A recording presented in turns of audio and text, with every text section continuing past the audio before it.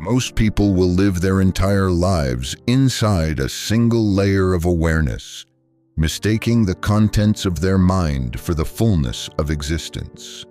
They wake up, go to work, argue, dream, desire, and repeat, all within a narrow range of perception. Their thoughts feel like truth. Their emotions feel like reality. But beneath this everyday drama, something far more subtle is unfolding. Consciousness itself, your true nature, is filtered through layers, shaped by biology, conditioned by culture, and clouded by identity. What feels like free will is often just programming.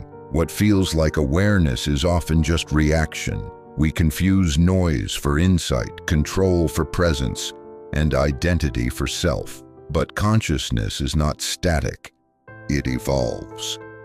And while most people remain trapped in early stages, convinced they are awake, there are deeper states available. Places where suffering dissolves, where boundaries fall, and where the illusion of separation ends. This is not philosophy. This is your map. Together we'll trace the 6 major stages of consciousness and reveal why only one leads to true, lasting freedom. In the silence between thoughts, there is a whisper, a subtle call from something deeper, something unconditioned. It is not dramatic or loud, and it doesn't demand attention like the voice of the ego.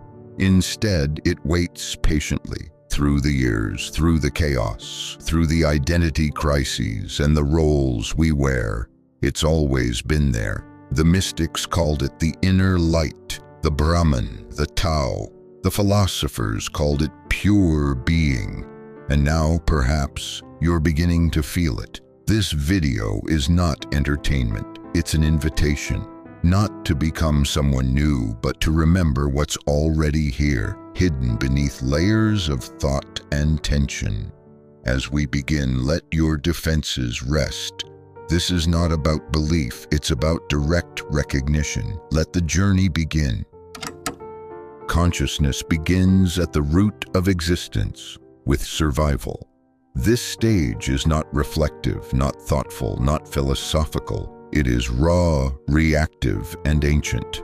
Life at this level is driven by primal instincts hard-coded into the nervous system. The brainstem and limbic structures dominate. Hunger, fear, pain, and pleasure control behavior. The question isn't, what do I want? But will this keep me alive? Threats are magnified. Rewards are pursued with urgency. Modern humans believe they've evolved beyond this. But look closer.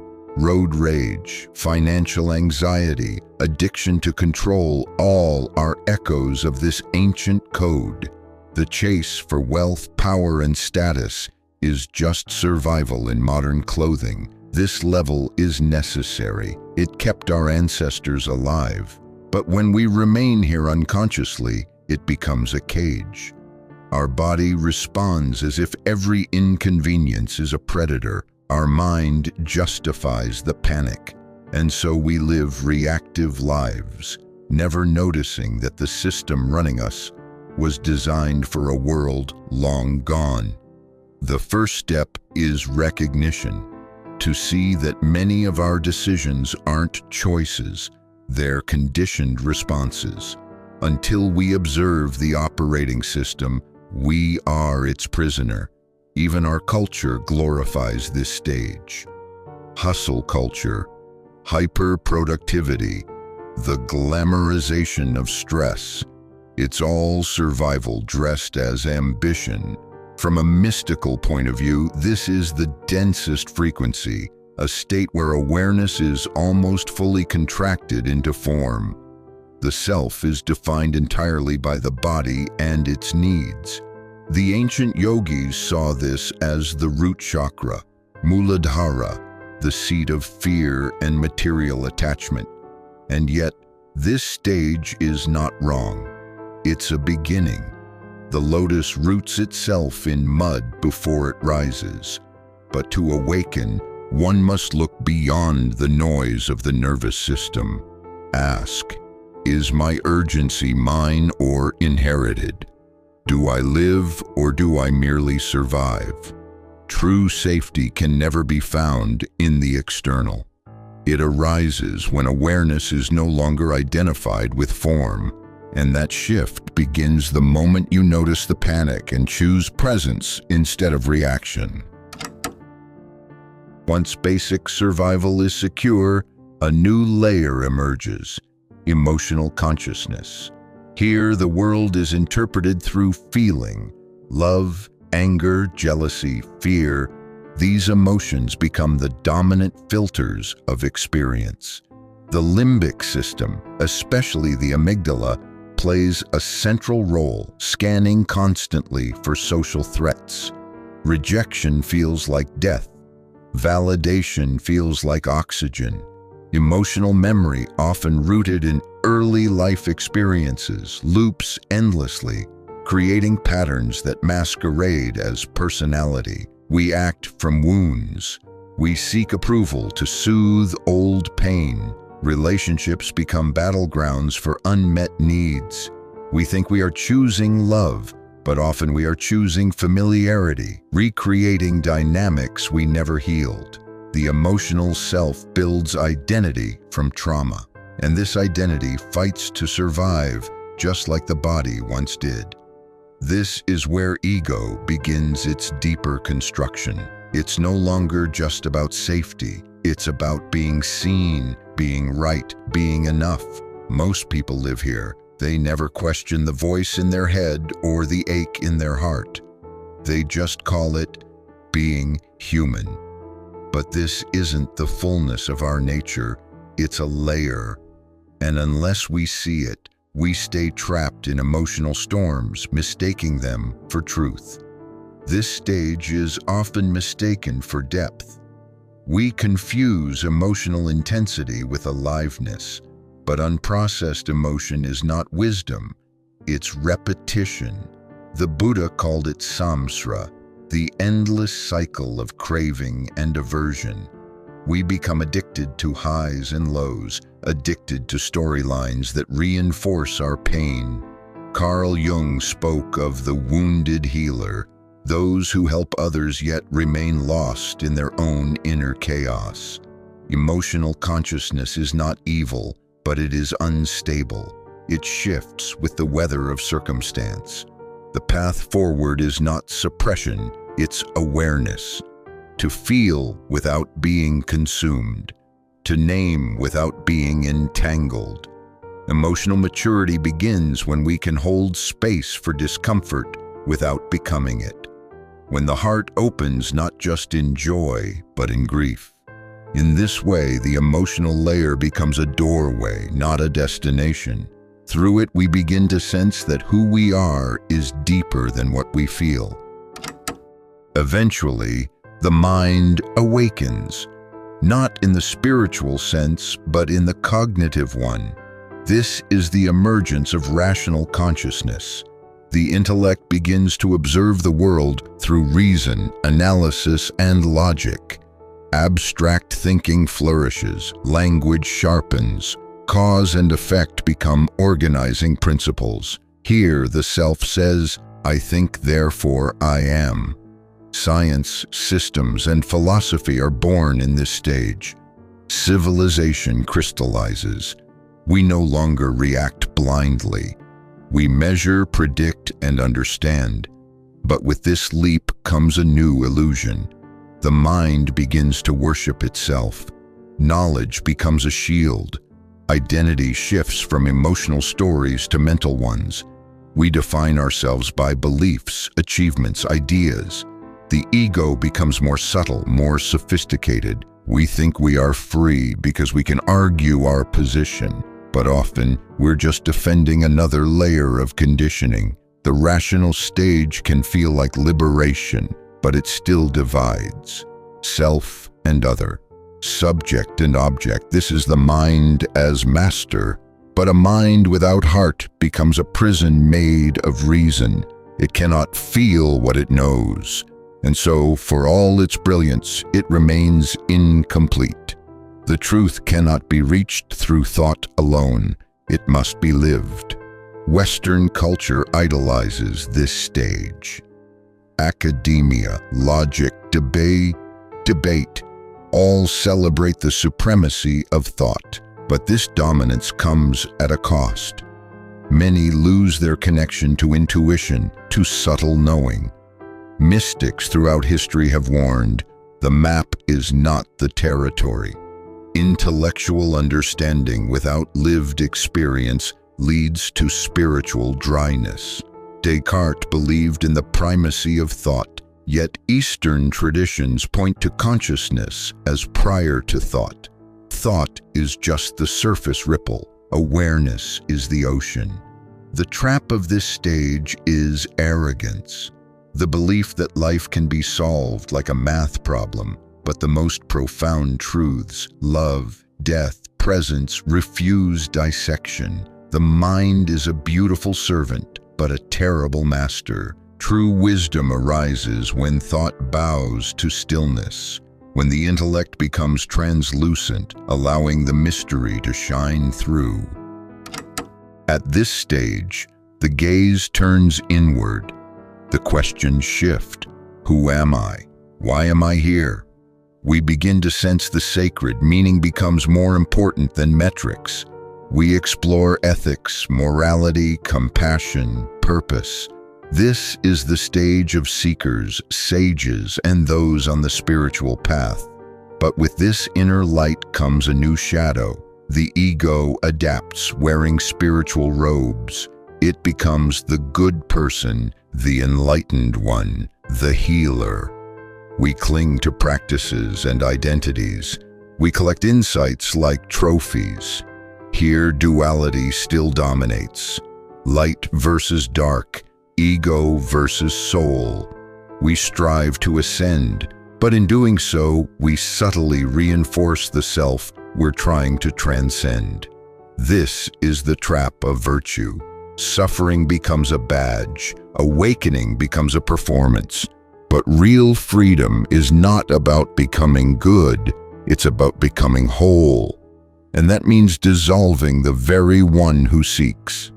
This stage is a necessary bridge, but many confuse it for the destination. The truth is, as long as there's a self trying to awaken, awakening hasn't happened. The seeker must vanish for the truth to appear.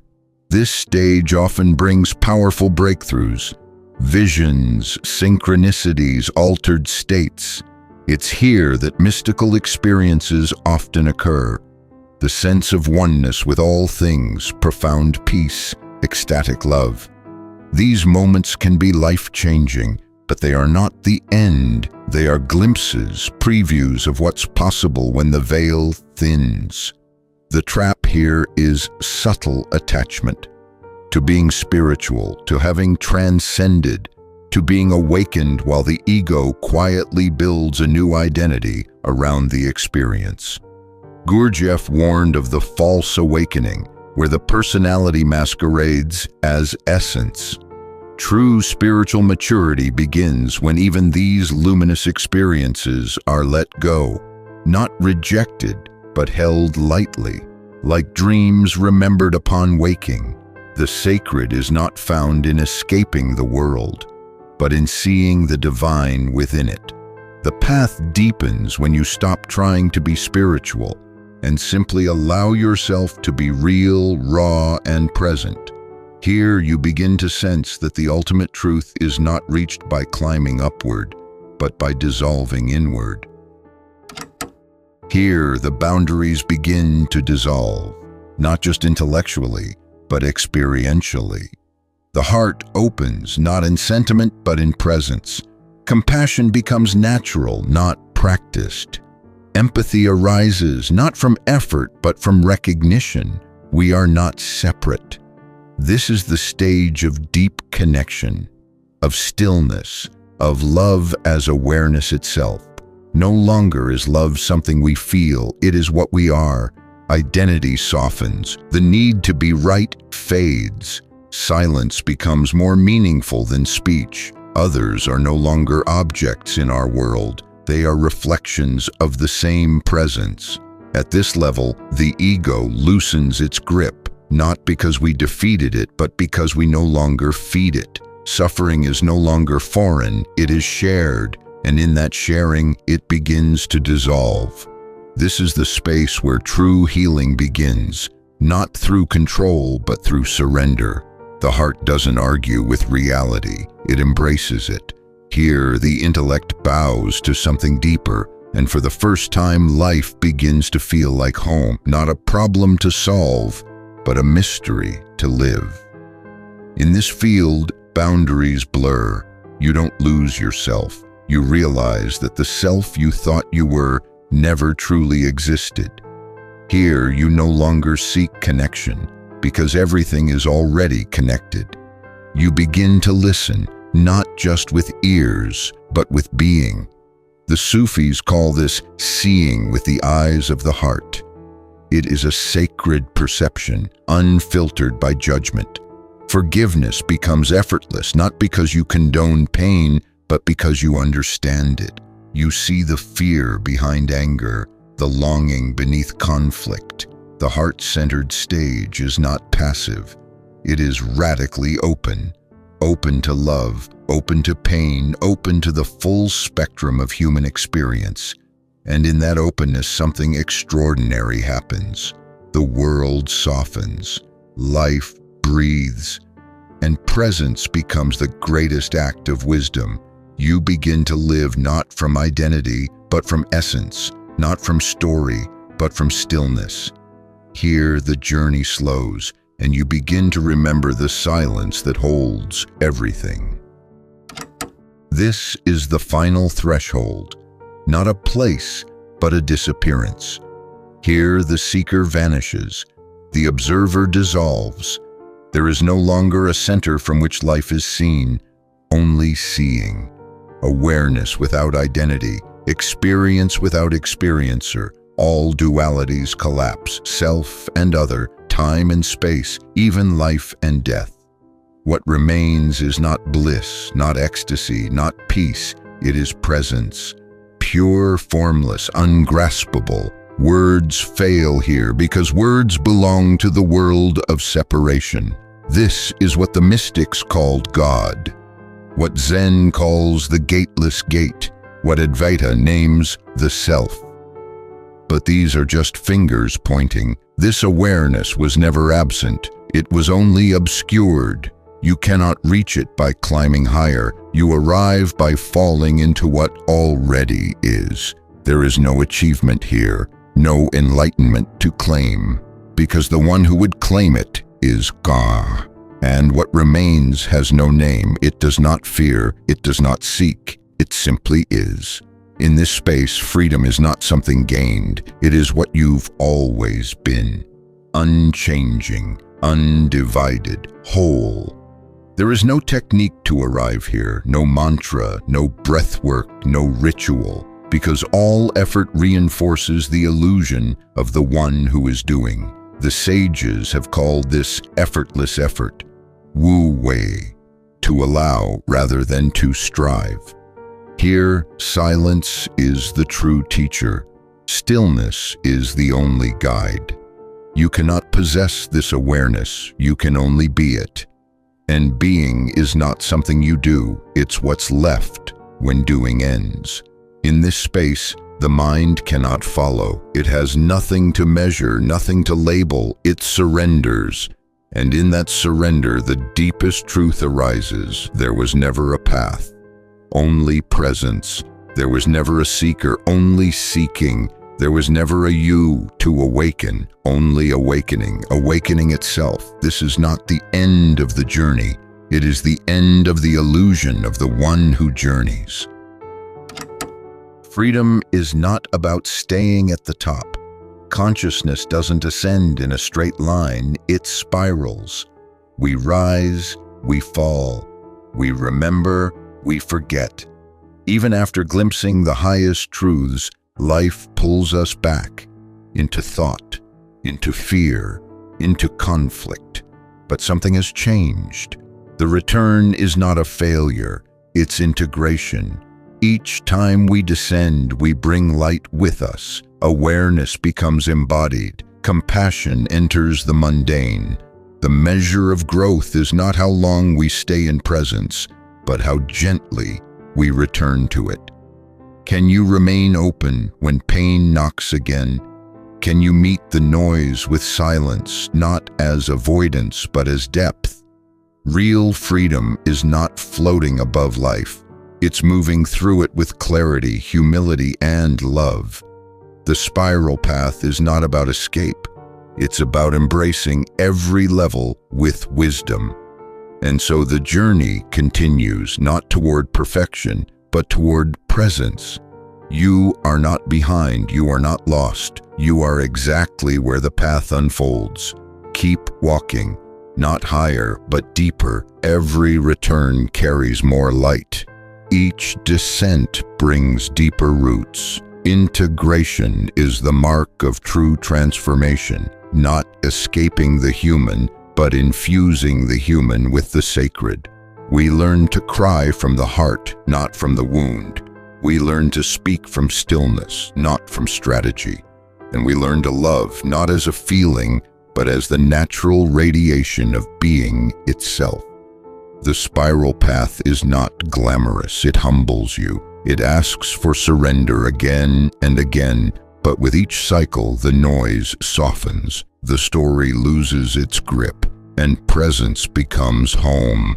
No longer an experience we chase, but the space we are.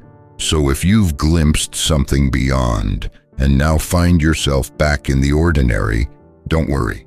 You're not regressing, you're integrating. You're returning not to who you were, but to who you've always been.